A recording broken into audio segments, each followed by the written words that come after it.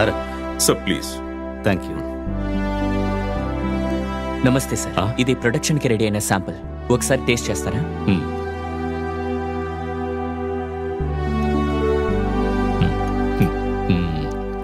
చట్నీ పొడిలో కరివేపాకు తక్కువగా ఉంది, దాన్ని సరిచేసి ప్రొడక్షన్కి పంపించండి. రుచి నాలుక ద్వారా కడుపులోకి వెళ్ళాలి, దాన్ని మనసొప్పుకోవాలి. అది బేసిక్ క్వాలిటీ. అందులో తాతయ్య గారు ఎక్స్పర్ట్. నేను కాదురా, మా నాన్న నేర్పించారు. 100 ఏళ్ల క్రితం 150 రూపాయలతో ఈ కంపెనీ మొదలుపెట్టారు.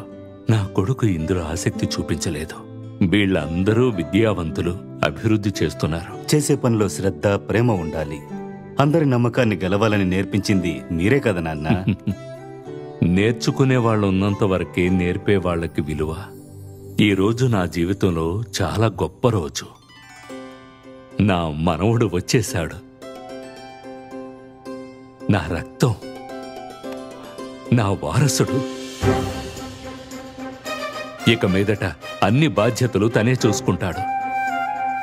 ఇన్ని రోజులు మీరు నాకెలా సపోర్ట్ చేశారో అదే విధంగా ఇకపై మీరు నా మనవడికి సపోర్ట్ చేయాలి. ఈ కంపెనీని ఎంత ఎత్తుకు తీసుకువెడతాడో చూస్తూ హాయిగా గడిపేస్తాను. అయితే మాకు పని తగ్గిపోతుందన్నమాట.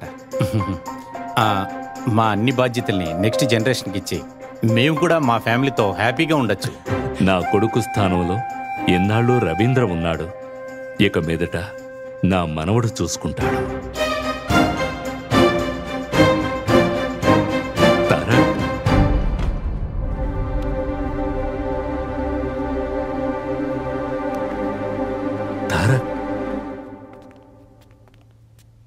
ఏమిట్రా, ఏమైంది? తాతయ్య ప్లీజ్, ఏవేవో ఆశలు పెట్టుకోవద్దు. ఇప్పుడు ఏమైంది? నేను మీ రక్తమే, కానీ నేను ఈ కంపెనీని చూసుకుంటాను, వారసుడు, ఇవన్నీ అబద్ధాలు తాతయ్య. ఊరికి మీరు అనుకుంటే సరిపోతుందా? అందుకు నేను ఒప్పుకుంటానా లేదా అని కనీసం మాట్లాడగాలి కదా. ఇదే తప్పు మా నాన్నగారి విషయంలో జరిగింది.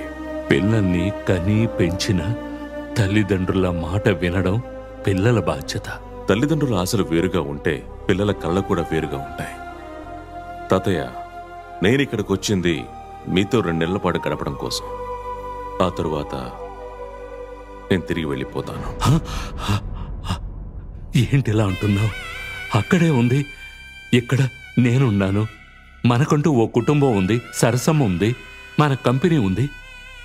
ఇవన్నీ వదిలేసి అక్కడికి వెళ్ళిపోతావా? అవును.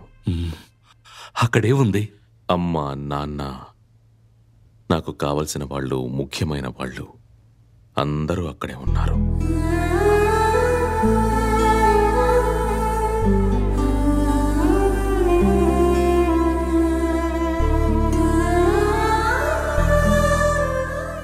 Are you missing him?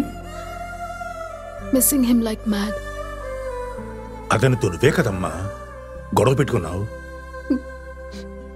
నేను గొడవ పడుండకపోతే వాళ్ళ తాతయ్య దగ్గరికి వెళ్ళుండేవాడు కాదు.